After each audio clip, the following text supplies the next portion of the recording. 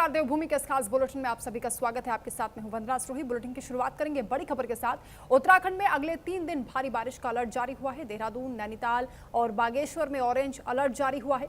टिहरी, चमोली, उत्तरकाशी समेत कई जिलों में येलो अलर्ट जारी हुआ है। कई जिलों में भारी से बहुत भारी बारिश की चेतावनी है। नदी नालों के जलस्तर में अचानक बढ़ोतरी की आशंका है। आकाश बिजली को लेकर भी सतर्कता बरतने की सलाह दी गई है। अनावश्यक यात्रा से बचने के लिए भी मौसम विभाग ने अपील की है। वहीं प्रशासन भी एक्टिव मोड में आ चुका है, अलर्ट मोड में आ चुका है। प्रशासन ने एडवाइजरी का पालन करने की अपील की है।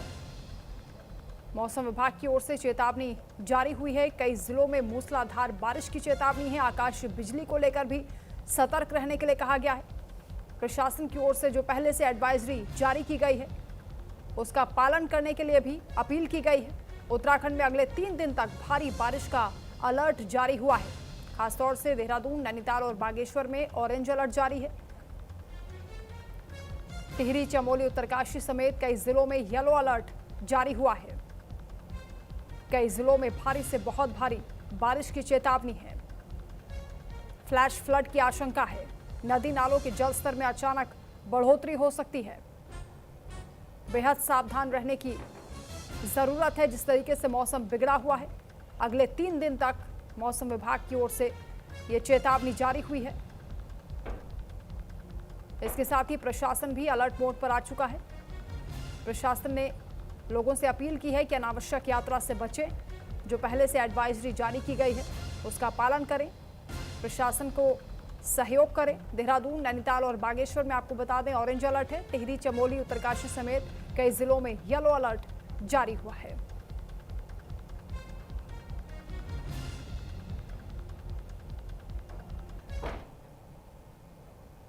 वहीं बागेश्वर में भारी बारिश के चलते स्कूल बंद कर दिए गए हैं। कक्षा 1 से लेकर 12वीं तक के छात्रों के लिए यह जरूरी खबर है। विद्यालयों में अवकाश घोषित किया गया है। मौसम अलर्ट के बाद प्रशासन की ओर से फैसला लिया गया। सुरक्षा के मद्देनजर यह कदम उठाया गया है। उत्तराखंड में भारी बारिश के अलर्ट के बीच बागेश्वर जिले में स्कूलों और आंगनबाड़ी केंद्रों को बंद रखने का फैसला हुआ है। मौसम विभाग की चेतावनी को देखते हुए जिला प्रशासन ने कक्षा 1 से 12वीं तक के सभी स्कूलों और सभी आंगनबाड़ी केंद्रों में 1 दिन का अवकाश घोषित किया है। प्रशासन ने सुरक्षा के मद्देनजर ये कदम उठाया है। तो बागेश्वर में भारी बारिश लगातार हो रही है, जिसके चलते कक्षा 1 से 12वीं तक के स्कूल बंद कर दिए गए हैं। मौसम विभाग के अलर्ट के बाद प्रशासन की ओर से एहतियातन ये कदम उठाया गया है। सुरक्षा के मद्देनजर ये फैसला हुआ है। तो बागेश्वर में भारी बारिश के चलते जनजीवन अस्त व्यस्त हो चुका है। मौसम विभाग की ओर से आने वाले दिनों में भी भारी बारिश की चेतावनी है, जिसको लेकर प्रशासन की ओर से बड़ा फैसला हुआ है। कक्षा 1 से लेकर 12वीं तक के स्कूल बंद कर दिए गए हैं। छात्रों को स्कूल आने जाने में जो दिक्कतें हो रही थी खराब मौसम के चलते, इसलिए सावधानी बरती जा रही है। एहतियाती कदम उठाए जा रहे हैं। मौसम विभाग की ओर से अगले 3 दिन भारी बारिश का अलर्ट जारी हुआ है, जिसको देखते हुए सुरक्षा के मद्देनजर ये फैसला प्रशासन ने लिया है। कक्षा 1 से 12वीं तक के स्कूलों में अवकाश घोषित कर दिया गया है। जो लेटर जारी हुआ है वो भी आपको दिखा रहे हैं। संवाददाता अमित रावत इस वक्त हमारे साथ जुड़ रहे हैं। अमित, प्रशासन ने स्कूल बंद करने का फैसला किया है और क्या एहतियाती कदम उठाए जा रहे हैं? मौसम विभाग की ओर से क्या अलर्ट है? जी बिल्कुल बताना चाहूंगा। भारी मौसम के चलते जहां पर आपका विभाग ने जो है अलर्ट जारी किया है, वहीं उत्तराखंड में अगले 3 दिन लगातार जो है भारी बारिश की जो है आशंका है, जिसको लेकर अलर्ट किया गया है। तो चाहे देहरादून हो, नैनीताल हो या फिर बागेश्वर, इनमें जो है ऑरेंज अलर्ट फिलहाल अभी मौसम विभाग ने अलर्ट जारी किया है और कई जिलों में भारी से भारी बारिश होने की चेतावनी भी दे रखी है। इसके अलावा जो पर्वतीय क्षेत्र है, खासतौर पर जहाँ पर भूस्खलन है, भूस्खलन जहाँ पर खतरे बढ़े रहते हैं, वहाँ पर भी जो है लगातार गश्त किया जा रहा है ताकि कोई अप्रिय घटना न घटे। इसको लेकर प्रशासन बिल्कुल तैनात है और बिल्कुल अलर्ट मोड पर बैठा हुआ है। और गरज चमक और जो आकाशीय जो बिजली होती है उसको लेकर भी सतर्क रहने की जो है सलाह दी गई है। टिहरी, चमोली और उत्तरकाशी समेत कई जिलों में जो है येलो अलर्ट जारी किया गया है और प्रशासन का लगातार कहना है कि अनावश्यक जो लोग जो है अनावश्यक दूर दराज क्षेत्रों में, खासतौर पर जो पहाड़ी क्षेत्रों में जो सफर कर रहे होते हैं, उनके लिए भी जो है मौसम विभाग ने अपील कर रखी है। फिलहाल देहरादून में जो है मौसम फिलहाल अभी ठीक है, लेकिन जो अभी अचानक जो बारिश आती है इस वजह से जो है पहाड़ों में जो बोल्डर गिरते हैं, पहाड़ों से जो बोल्डर गिरते हैं, सड़क जाम होते हैं, लोगों को जी। परेशानियों का सामना करना पड़ता है। इसको लेकर प्रशासन बिल्कुल अलर्ट मोड पे है। बार बार प्रशासन के द्वारा अपील किया जा रहा है। जी बिल्कुल अमित, अभी मौके पर कैसे हालात बने हुए हैं, प्रशासन के लिए क्या चुनौतियां सामने आ रही हैं? प्रशासन फिलहाल अलर्ट मोड पर है। इसको लेकर आपदा विभाग है वो भी लगातार गश्त करता हुआ दिख रहा है और प्रशासन बार बार यही कह रहा है, लोगों से अपील करता हुआ कि जहां जहां नदी नाले खाले हैं इन जगहों से लोग दूर रहें। पुलिस प्रशासन बार बार जो है अनाउंसमेंट भी कर रहा है कि जो नदी नाले खाले हैं, जहाँ पर लोग हैं, मलिन बस्तियां हैं, जहाँ पर लोग अक्सर जाया करते हैं, चाहे वो पिकनिक स्पॉट हो, जहाँ पर कि खास तौर पर नदी की तरफ प्रशासन बार बार अनाउंसमेंट भी कर रहा है, वहाँ पर अलर्ट जारी किया जा रहा है ताकि कोई अप्रिय घटना ना घटे। उसको लेकर प्रशासन की बार बार गश्त देखी जा रही है। जी अमित, साथ में ये भी बताएं कि मौसम विभाग ने अलर्ट जारी किया है, कौन कौन से जिले सबसे ज्यादा प्रभावित हैं या कहां आशंका बनी हुई है कि नुकसान हो सकता है? जी बिल्कुल, खासतौर पर जैसे नैनीताल हो गया, बागेश्वर हो गया, जो ये जनपद हैं, जो जिले हैं, उसमें टिहरी है, चमोली है, उत्तरकाशी जैसे जगह पर जहाँ पर कि हर साल कुछ ना कुछ ऐसा होता है कि तबाही का मंजर सामने कई बार देखने को मिलते हैं, नई नई तस्वीरें सामने जो है आपदा की नजर आती है। तो ये वो जिले हैं जिनमें कि कई बार बारिश की वजह से, भारी बारिश की वजह से जो है यहाँ पर बड़ी दिक्कतों का सामना करना पड़ता है, क्योंकि जब पहाड़ जब सड़क पे आ जाता है तो उसके बाद जो जाम लगता है, लंबे लंबे जाम लगते हैं और लोगों को बड़ी दिक्कतें होती है, क्योंकि जब जाम लगता है तो उसमें कई ऐसे लोग होते हैं, चाहे बच्चों से लेकर बुजुर्गों तक कई किलोमीटर तक जाम रहता है, तो लोगों को ऐसे में जो है बड़ी दिक्कतें होती हैं। और प्रशासन फिर भी जो है ऐसी जो क्षेत्र हैं उनमें पहले से ही प्रशासन ने चिन्हित किए हुए हैं और वहां पर बुलडोजर मशीन लगा रखी है ताकि अगर कोई पहाड़ सड़क पे आता है तो उसको तुरंत साफ किया जाए ताकि आवाजाही में कोई दिक्कत ना हो और लोगों को कोई दिक्कत ना हो। तो आम जनमानस के लिए प्रशासन फिलहाल अलर्ट मोड पे है, लेकिन देखना होगा कि अभी कई जगह ऐसी भी हैं जहां पर जो अभी चिन्हित नहीं किए गए हैं, क्योंकि वहां पर ऐसे बार बार नहीं गिरते हैं पहाड़, लेकिन कई जगह ऐसे होते हैं जहां पर कि अचानक से पहाड़ गिर जाते हैं, लेकिन उसके लिए भी बार बार प्रशासन के द्वारा गश्त किया जा रहा है। आपदा विभाग फिर भी बार बार लोगों से अपील भी कर रहा है, मौसम विभाग भी अलर्ट जारी कर रहा है, लेकिन बिल्कुल अमित, कुल मिलाकर मौसम विभाग की ओर से चेतावनी दी गई है, सावधान रहने की आवश्यकता है। बहुत शुक्रिया आपका तमाम जानकारी के लिए। खबरों में आगे बढ़ेंगे। मुनस्यारी के जोशा गांव में बारिश का मौसम ग्रामीणों के लिए चिंता का सबब बन चुका है। करीब 300 परिवार आपदा के खतरे के बीच रहने को मजबूर हैं। ग्रामीणों का यह कहना है कि साल 2018 से गांव आपदा से प्रभावित है और हर साल कृषि भूमि को नुकसान हो रहा है। साल 2020 की आपदा में कई घर और कई परिवार बेघर हो गए थे, लेकिन पुनर्वास और राहत को लेकर अभी भी कई समस्याएं बनी हुई हैं।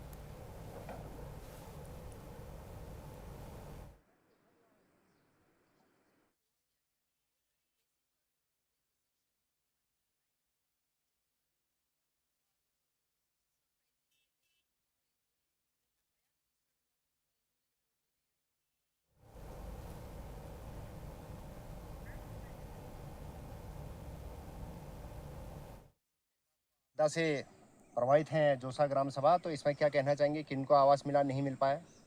यह ग्राम सभा जोसा 2012, 13 और 18, 19, 20 जो आपदा आया था उसमें पूरा रोपाड़, सिरवा खान, पहला सुग्यात और पूरा जो हमारा तोक है वो आपदा से पूरा ध्वस्त हो चुका था। उसमें कई मकान टूट चुके थे, आपदा के भीड़ चढ़ चुके थे। उसमें सरकार के द्वारा इस ग्राम पंचायत में आकर कुछ परिवारों को तो मुआवजा कहो या आपदा के मद से जो मकान मिलने थे वो मिल चुके हैं। कुछ परिवार अभी भी आपदा के जो विस्थापित होने थे उससे वंचित हुए हैं। तो मैं शासन प्रशासन से न्यूज़ इंडिया के माध्यम से कहना चाहता हूं कि जो परिवार छोटे हैं उन परिवारों को भी इस आपदा का लाभ दिया जाए और जो इस गांव के गरीब जनता हैं जो अभी घर से बेघर हुए हैं उनको मकान का लाभ दिया जाए। रुद्रप्रयाग जिले में इन दिनों धान की रोपाई का काम पूरे जोर शोर से चल रहा है। ग्रामीण इलाकों में किसान पारंपरिक सामुदायिक सहयोग की परंपरा को निभाते हुए एक दूसरे के खेतों में मिलकर मेहनत कर रहे हैं। पहाड़ों में खेती की यही साझेदारी और आपसी सहयोग ग्रामीण संस्कृति की पहचान भी बनी हुई है। तो धान रोपाई का काम चल रहा है, लोग एक दूसरे की मदद कर रहे हैं। किसान पारंपरिक ढंग से खेती को बढ़ावा दे रहे हैं और यही उत्तराखंड की संस्कृति की झलक दिखाई दे रही है।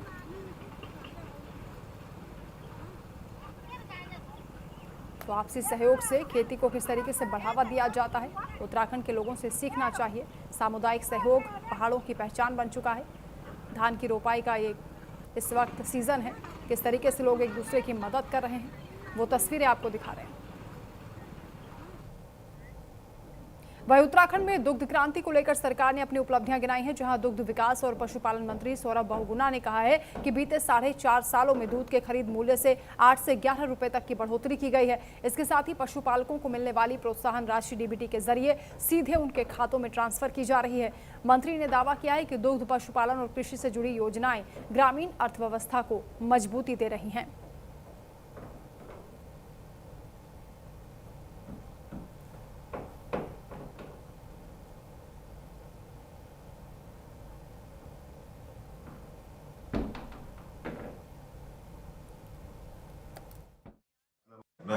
मेरा अपना मानना है कि एनिमल हस्बेंड्री विभाग, दुग्ध विभाग, फिशरीज, हॉर्टिकल्चर, एग्रीकल्चर, यही विभाग है, और होम स्टेज के माध्यम से टूरिज्म विभाग जो आपको रोजगार उत्पन्न कर सकते हैं।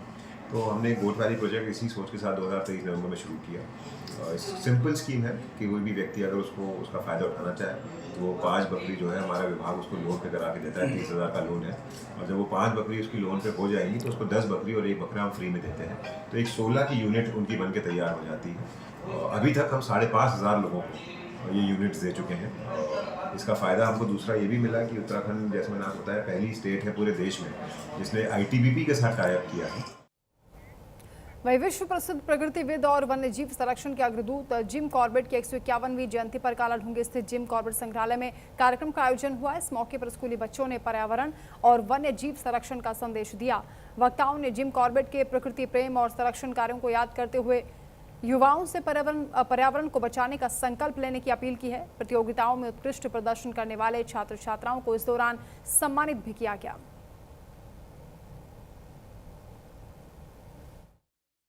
आज जिम कॉर्बेट पैदल गए, हम लोग वहाँ भी पैदल गए, इसीलिए कि जो जिम कॉर्बेट ने जिन वनों के बारे में लिखा है, जिन जानवरों के बारे में लिखा है, जिन चिड़ियों के बारे में लिखा है, तो जानवर और चिड़िया के बारे में तो हम इतना नहीं जानते थे, लेकिन वृक्षों के बारे में जानना काफ़ी था। जिम कॉर्बेट की एक सबसे बड़ी विशेषता थी, कभी आपने सुना होगा जिम कॉर्बेट को सफ़ेद साधु भी कहते थे, वाइट साधु भी कहा जाता था।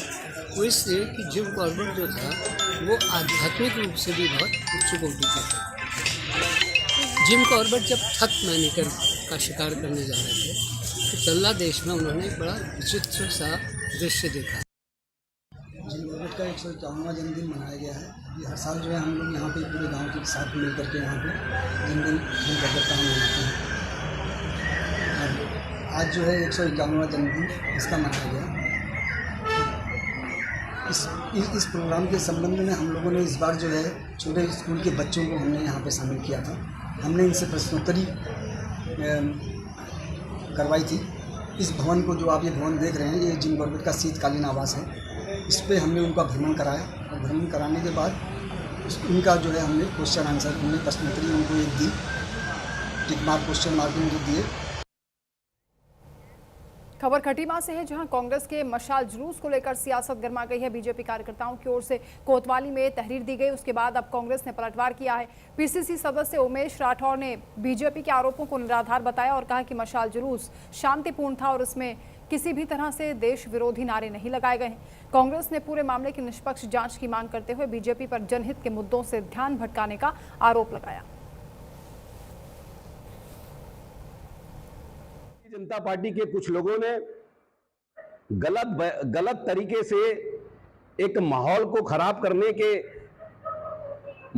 लिए कुछ उन छात्र छात्राओं पे और कांग्रेस के लोगों पर एफआईआर करने के लिए वो कोतवाली में गए और उन्होंने एफआईआर देने का वहां काम किया।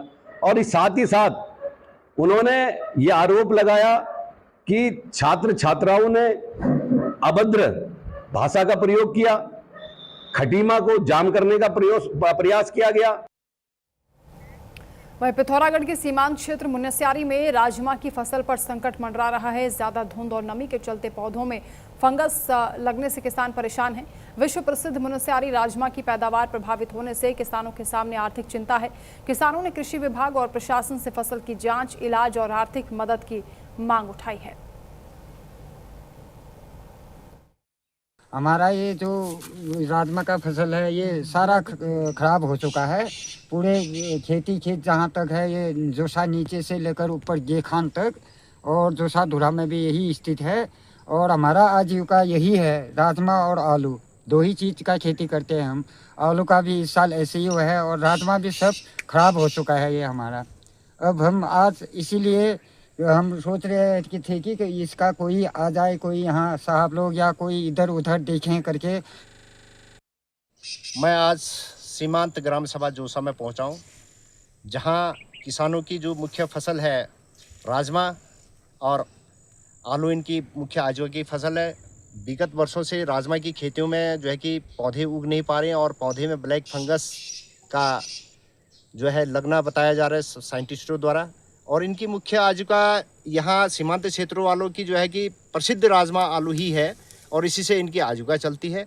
जो ये किसान इतने साल भर मेहनत मजदूरी करते हैं, लास्ट में जो है कि पूरे मेहनत करने के बावजूद भी इनको जो है कि इनका पौधे न उग पाना एक दुर्भाग्य की बात है, जिससे इनकी आजीविका के लिए भी काफ़ी संकट है। मैं न्यूज़ इंडिया से देवेंद्र सिंह मेहता, मुनस्यारी, पिथौरागढ़।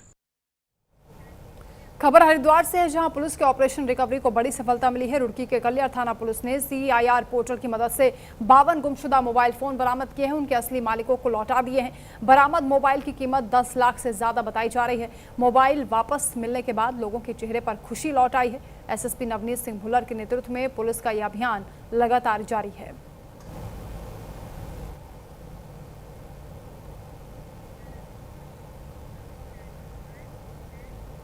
वहीं उधम सिंह नगर के गदरपुर में युवती से सामूहिक दुष्कर्म का एक सनसनीखेज मामला सामने आया, जहां पुलिस के मुताबिक रुद्रपुर के भूरा रानी क्षेत्र में कथित रूप से अपहरण के बाद युवती को गदरपुर लाया गया। घटना की सूचना के बाद पुलिस ने जांच शुरू कर दी है और मेडिकल टेस्ट के बाद फॉरेंसिक टीम ने घटनास्थल से सबूत भी इकट्ठा किए हैं।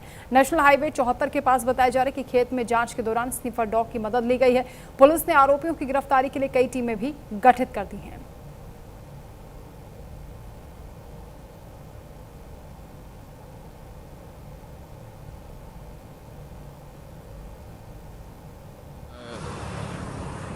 एक लड़की का अपहरण कर लिया गया है कुछ लोगों के द्वारा।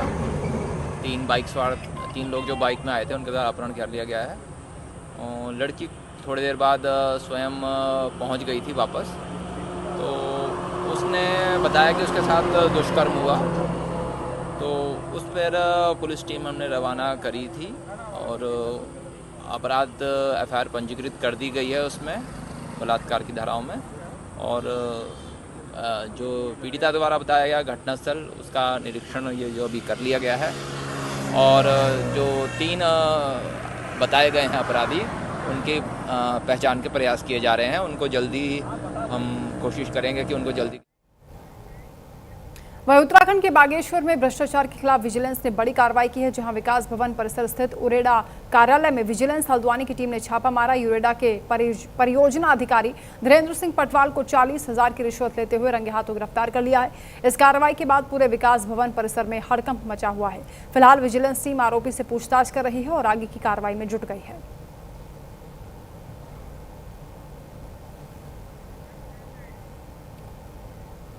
तो बड़ी कार्रवाई की गई है। रंगे हाथों 40,000 की रिश्वत लेते हुए यूरेडा अधिकारी को पकड़ा गया। विजिलेंस की टीम ने छापा मारा है। लगातार जो शिकायतें मिल रही थी उसके बाद ये कार्रवाई की गई है। 40,000 की रिश्वत लेते हुए अधिकारी को पकड़ा गया है। अब उनके खिलाफ विभागीय कार्रवाई की जा रही है। इस कार्रवाई से पूरे विकास भवन में इस वक्त हड़कंप मचा हुआ है।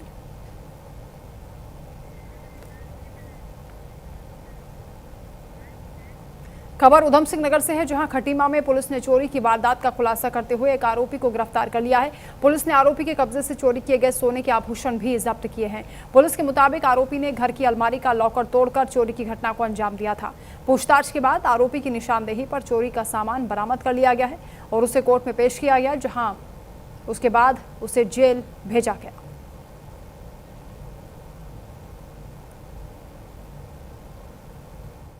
हैदराबाद की रहने वाली है श्रीमती रामवती राणा। इनके द्वारा थाने पर आकर एक तहरीर दी गई कि अज्ञात चोरों द्वारा उनके घर में विगत रात्रि चोरी कर ली गई है। इस सूचना पर तत्काली हमारे एसएसपी महोदय के निर्देशन में टीम गठित की गई, जिसमें जो है हमारे एसपी सिटी साहब और सीओ साहब ने सुपरविजन किया और इसकी विवेचना मेरे द्वारा हल्का प्रभारी क्षेत्र के हल्का प्रभारी भूपेंद्र रंसवाल को दी गई।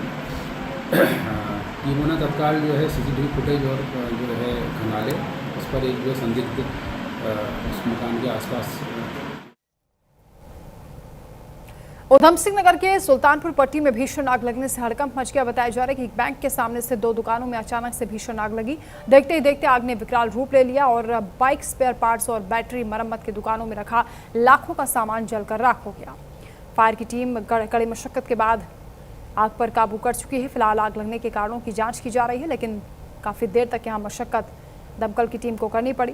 किस तरीके से भीषण आग लगी है, तस्वीरें सामने आई हैं। सुल्तानपुर पट्टी में इस अग्निकांड के बाद हड़कंप मचा हुआ है। मौके पर अफरा तफरी का माहौल देखा गया। दमकल की टीम ने आग पर काबू किया।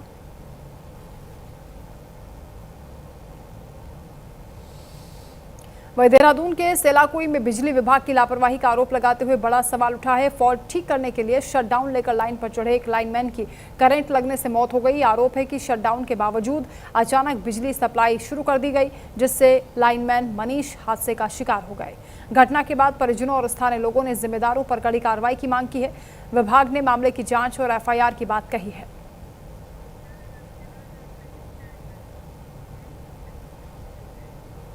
वहीं केदारनाथ धाम में एक तीर्थयात्री की अचानक से तबियत बिगड़ने के बाद रेस्क्यू टीम ने मुस्तैदी दिखाते हुए सुरक्षित हेलीकॉप्टर से एम्स ऋषिकेश एयरलिफ्ट किया।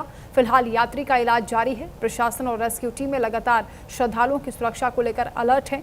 रेस्क्यू टीमें देवदूत बनकर इन श्रद्धालुओं की सेवा में जुटी हुई हैं। वहीं मुनस्यारी में गंभीर रूप से बीमार मरीज के लिए हेली सेवा एक बार फिर से मददगार साबित हुई है। बताया जा रहा है कि कैंसर से पीड़ित ललित सिंह को आपात स्थिति में हेली सेवा के जरिए मुनस्यारी से हल्द्वानी पहुंचाया गया। सीमांत क्षेत्र में बेहतर इलाज के लिए लंबी दूरी तय करनी पड़ती है। ऐसे में समय पर हेली सेवा मिलने से मरीज को इलाज की उम्मीद है। परिजनों ने मुख्यमंत्री और जिला प्रशासन का आभार भी जताया है।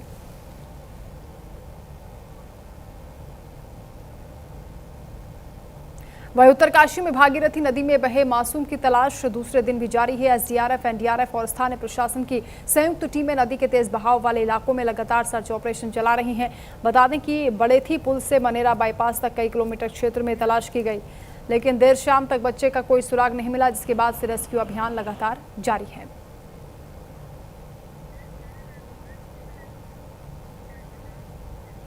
वहीं नैनीताल के कोटाबाग से खबर, जहां ग्राम पंचायत रियाड़ में शिक्षा और डिजिटल सुविधाओं को बढ़ावा देने के लिए पहल की गई है। कार्यक्रम में मेधावी छात्रों को सम्मानित किया गया, उन्हें प्रोत्साहन राशि भी दी गई है। इसके साथ ही ग्रामीणों की समस्याएं सुनने के लिए खुली बैठक भी आयोजित की गई। इस दौरान स्मार्टपुर डिजिटल सेंटर का उद्घाटन हुआ है, जिससे कि अब ग्रामीणों को ऑनलाइन सेवाओं के लिए दूर नहीं जाना पड़ेगा।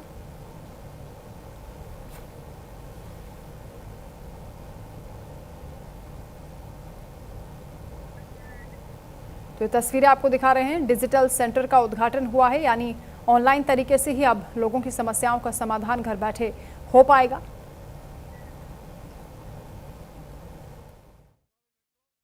कोटाबाग की ग्राम सभा रियाड़ में आज मेधावी छात्र छात्राओं का प्रधान जी द्वारा सम्मान किया गया।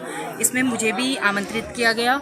देखिए, भौगोलिक परिस्थिति मतलब कठिन क्षेत्र है, काफ़ी परिस्थिति यहाँ की खराब है। तो जैसे रोड है, काफ़ी समस्याएं हैं, बिजली से लेके पानी से लेके। यहाँ पर अपनी समस्याओं को भी रखा, तो और मेरे द्वारा भी उन्हें आश्वासन दिया कि मेरे द्वारा जो भी समस्या होगी उसका समाधान किया जाएगा। और बहुत हर्ष का विषय तो यह है कि यहाँ रिचा फाउंडेशन द्वारा एक स्मार्टपुर सेवा ग्राम सभा रियाड़ में एक खुली बैठक का आयोजन किया गया। विशेष बैठक बुलाई गई, जिसमें हमारे कुछ मेधावी छात्र छात्राएं थी जो 80% 90% अंक प्राप्त करके यहाँ पर आई थी, वो हमारे लिए बड़ी गौरव की बात है। तो इनके सम्मान में हमने एक कार्यक्रम यहाँ पर रखा था, एक प्रशस्ति पत्र और एक हमारा देवरानी देवी मेमोरियल ट्रस्ट पटना में जो है अभी उन्होंने हमें प्रोत्साहन राशि के रूप में 2100 रुपये प्रति बच्चे के लिए भेजे गए थे। आज उन बच्चों को वितरित किए गए तथा हमारे प्रमुख महोदया कोटाबाग उन्होंने भी 500 रुपये बच्चों को दिए और उनको सम्मान दिया। वहीं चंपावत के लोहाघाट में प्रसिद्ध 27वें देवीधार महोत्सव का शुभारंभ बड़ी ही धूमधाम के साथ हुआ है। लोहाघाट विधायक खुशाल सिंह अधिकारी ने दीप प्रज्वलित कर महोत्सव की शुरुआत की। महिलाओं ने ढोल नगाड़ों के साथ भव्य कलश यात्रा निकाली। 5 दिवसीय इस आयोजन में सांस्कृतिक कार्यक्रम, खेल प्रतियोगिताएं और धार्मिक आयोजनों की धूम रहेगी। 29 जुलाई को देवी रथ यात्रा के साथ विशाल मेले का आयोजन किया जाएगा।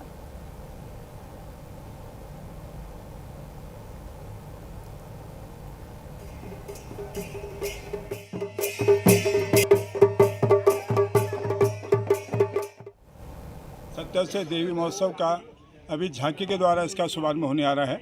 आज माननीय विधायक खुशाल सिंह अधिकारी जी इसका शुभारंभ करेंगे। अभी तीनों गांव में हमारी तैयारी चल रही है, 10 से यहाँ पर पहुँचना शुरू हो गए हैं और आज हमारी झांकी होगी और झांकी के बाद मातृशत के आज झोला गायन कार्यक्रम यहाँ पर होगा और उसके बाद कल हमारा वृक्षारोपण होगा। उसका विभिन्न शैक्षिक प्रतियोगिताओं का शुभारंभ होगा जिसमें हमारा सामान्य ज्ञान होगी, निबंध होगी, उसका वॉलीबॉल होगी, फुटबॉल होगी और शाम 2 बजे से विभिन्न ग्राम सभाओं के सांस्कृतिक कार्यक्रम यहाँ पर होंगे और 27 तारीख को भी विभिन्न प्रतियोगिता के साथ साथ हमारे 2 बजे से संस्कार कला केंद्र अल्मोड़ा की टीम यहाँ पाएगी। बहुत बहुत बधाई दूंगा सम्मानित यहाँ की इस कमेटी के अध्यक्ष जी को और सम्मानित कमेटी को, जो कि लगातार 27वां साल ये लगा है और ऐसा कार्यक्रम यहाँ पर ये आयोजन के द्वारा किया जाता है। मैं तो कहूँगा कि माँ का ही आशीर्वाद है कि इतना बहुत ही सुंदर कार्यक्रम यहाँ पर जो इन्होंने आयोजित किया था, इसके लिए मैं बहुत बहुत बधाई देता हूँ, बहुत बहुत धन्यवाद देता हूँ। और यही नहीं, आपने देखा होगा लोहाघाट नगर जैसी जगहों में जहाँ पर आज वो रामलीला मंच को साक्षात राम का इन्होंने दरबार बना दिया, उसमें भी इनकी भूमिका है। यहाँ माँ देवी के धार में अगर आपने देखे हैं कि जब हम देखते थे, हम जब यहाँ आते तो कुछ भी नहीं था, आज माँ के आशीर्वाद से उन्होंने जो ये कार्यक्रम यहाँ पर किया है। इन खबरों के साथ फिलहाल इस बुलेटिन में इतना ही। आगे भी खबरों का सिलसिला जारी है, आप देखते रहिए न्यूज़ इंडिया।